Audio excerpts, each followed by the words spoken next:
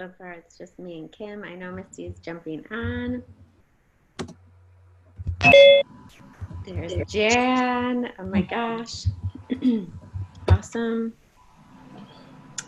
Just so you know, Jan, once we get started in like 1 minute, I just mute everybody. You can stay visual or not visual. It's up to you. It's a totally different thing from most of my stuff. So, but you can type in if you have any questions and stuff.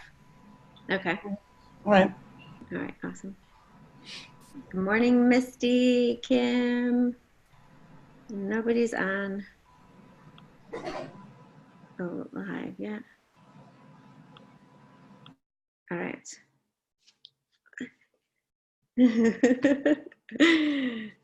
You always make me smile, Misty. All right. I'm actually recording on there today, and we'll see if anybody joins on Facebook Live. All right, well, I'm going to get started because literally it's like so many things are coming up.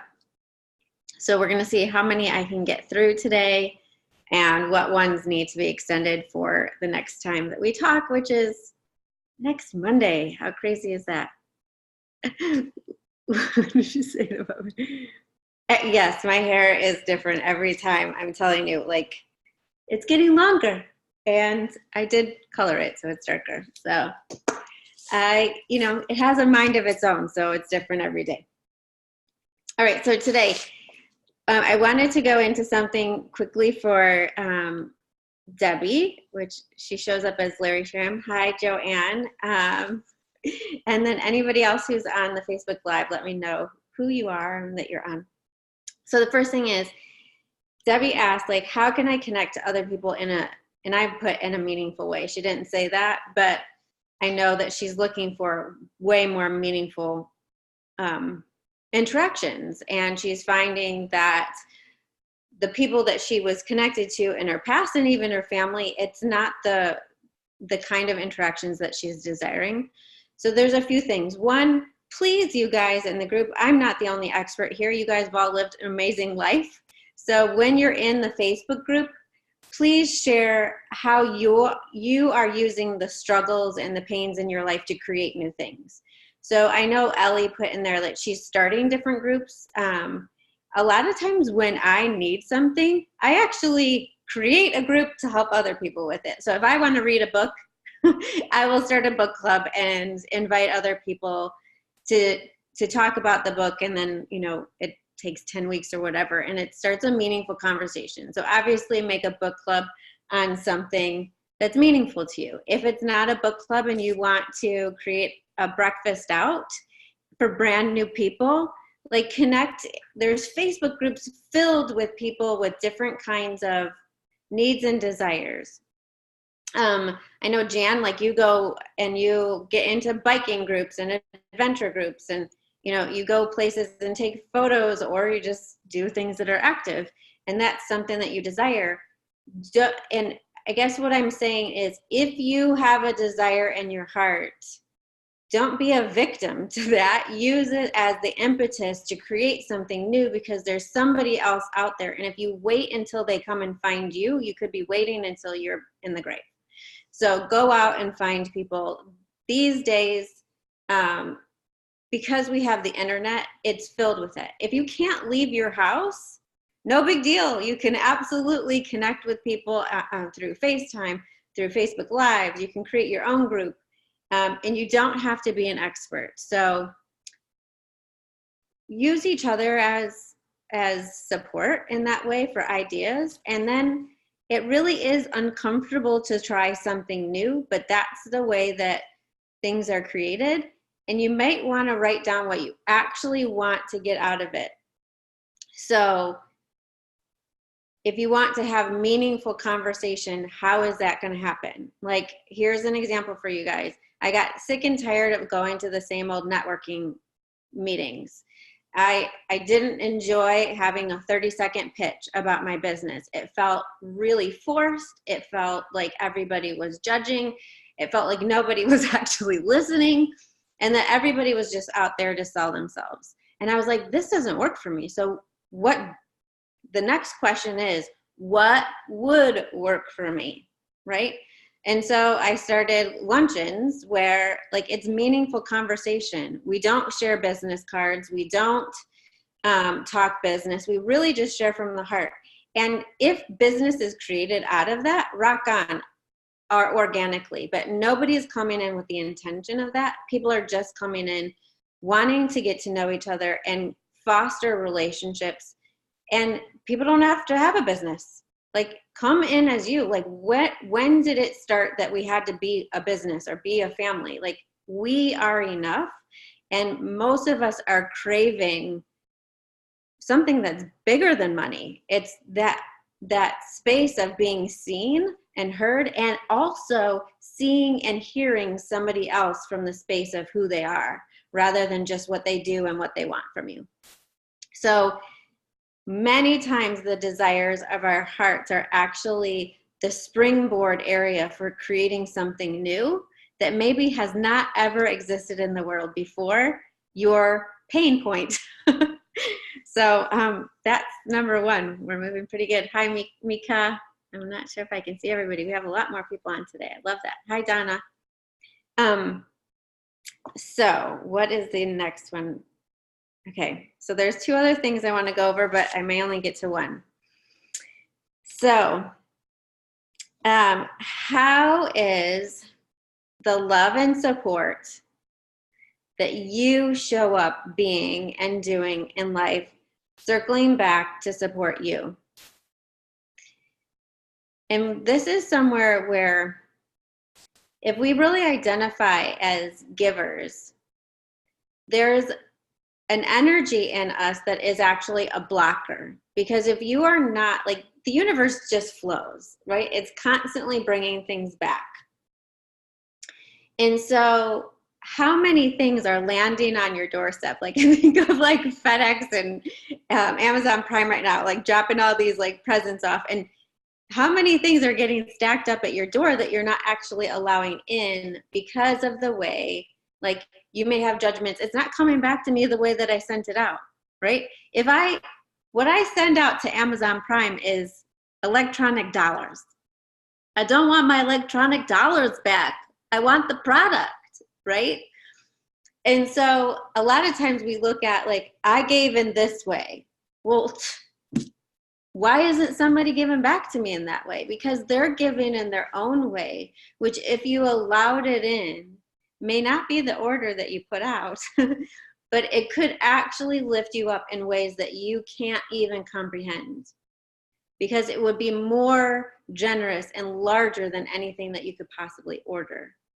And so look and see how other people want to show up in your life that you're not allowing them to.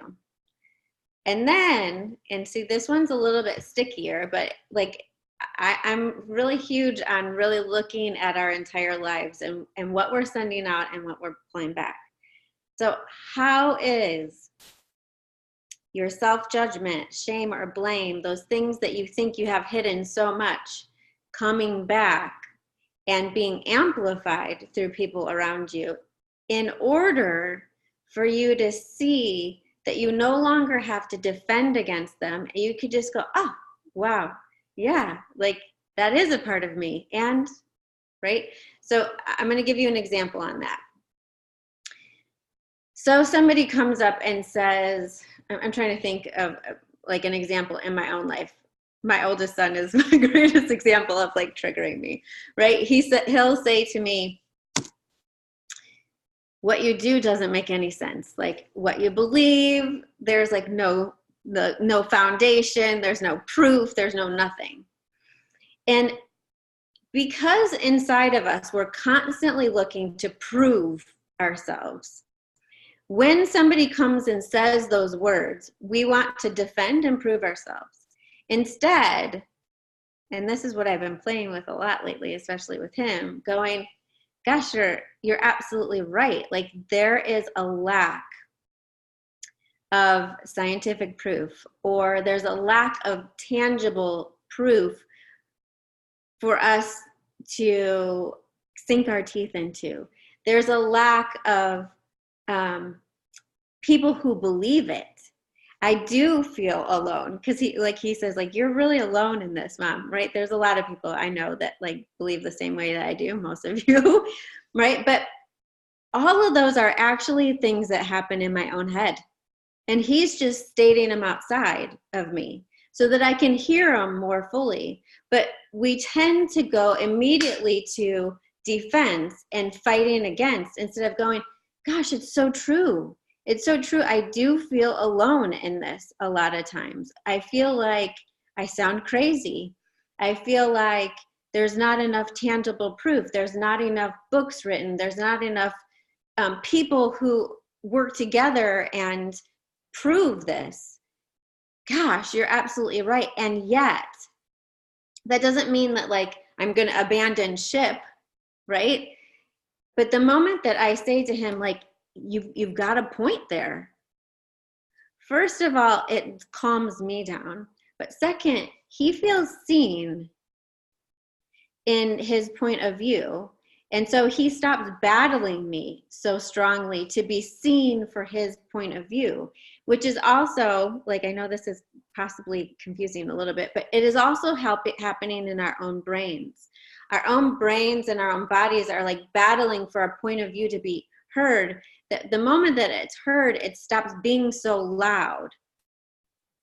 And when it stops being so loud, that other quieter voice gets a chance to come up and say, and so this is what happens in the physical conversation with me and my son when I go into the space of, you know, like, I totally get it. I see where you're coming from. Like, there's even times where I'm fully on board on your side. He actually goes to the other side and says, yeah, but like, you know, when you bring the essential oils in, Mom, like, they do make a difference. Or my other son will chime in and say, but like, when I walk into a situation, like, I totally know what other people are feeling, and it doesn't make sense, and there's not any proof, but like, the proof is inside of me because I know. And when I ask them, like, they say yes. So there's all of a sudden, in removing the defensiveness inside of ourselves and also outside of ourselves, it allows for something else to emerge. Is this making sense to you guys? Anybody? Yeah, Jan says yes. So it allows for that. But the more that we can be that inside of ourselves too, like, the more that we can vocalize rather than having the conversations in our heads, like, actually vocalize. And I have to tell you guys, like, I may do a funny video here soon where I'm talking to myself and I put like a hat on when I'm being that like crazy voice, and then when I'm being my other self, whatever it is. Because I think it might make me laugh, so that it gives a character to both sides. But if we could actually start to be that with ourselves, stop defending that we're so righteous or that we're so good or that like we have the right to be bad because we had trauma. Like, it just is. One of the reasons why I can be so open and non-judgmental with so many other people is because I realize, like, I can see it all happen inside of me. There is no person outside of me that can be a bigger bully than myself. Like, so they can't be so mean to me that I haven't already been that mean to myself. And so because I can see that, and I actually don't even defend myself to myself about it anymore. Like, I kind of find it comical. Like, here we go, we're beating up on ourselves again. Like, how long do we want to do this today, and how fun is this going to be? Like, you know, like, sometimes, like, I'm literally that voice. I'm like, all right, do it to the max. Like, tell me like what you really think today, you know, and like, let's just get it out, because unless I let my internal bitch voice get it out, like, it tends to be this small, whispery poison that happens throughout the day. And so I no longer defend against my own self. And so I don't need to defend against other people. Like, I realize when things are coming, it's a reflection of me. And I want to give this other piece. Hold on. Somebody said, totally. Misty says, it's kind of like self-defense.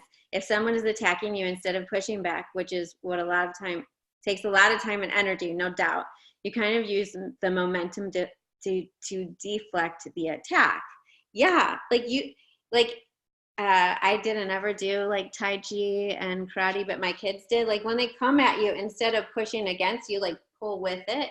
So it's like, yeah, okay, so I suck sometimes. It's true. I probably suck even more to myself. Or, you know, uh, my kids used to like make fun. I still get gray hairs, and I actually think it's the funniest thing right now. I literally just colored my hair. And yes, Joanne, I did it myself. And immediately I have ones around my face that are gray again. And like, I actually find it like the most funny and part of my character, that there's a part of me that it's like, damn, I'm gonna be gray whether you like it or not. Like you're gonna be like, you're gonna have silver places around you, and just rise up and enjoy it, right? Like don't defend against it. So I have 1 minute. So the other thing is like, there's people in my life who have attacked me, and I'm sure they have for you too. Ask what the gift is in it. Please ask what the gift is, because sometimes their attack is actually going to help you to re-navigate, if that's even a word, yeah, to a new arena of your life, that if they didn't attack it, it wouldn't have given you the awareness that there was a different possibility available. So chew on that one for the weekend. Gray hair is my inner voice. Ha, maybe it's that wise old woman who's wanting to come out. So have fun with these things. I still have another one that I want to already jump into on Monday. So I can't wait to be back with you guys. Enjoy your weekend and listen to the other videos if you haven't so far. And please be supporting each other. You guys are all wise women. So it's not just about me. Love y'all. Bye.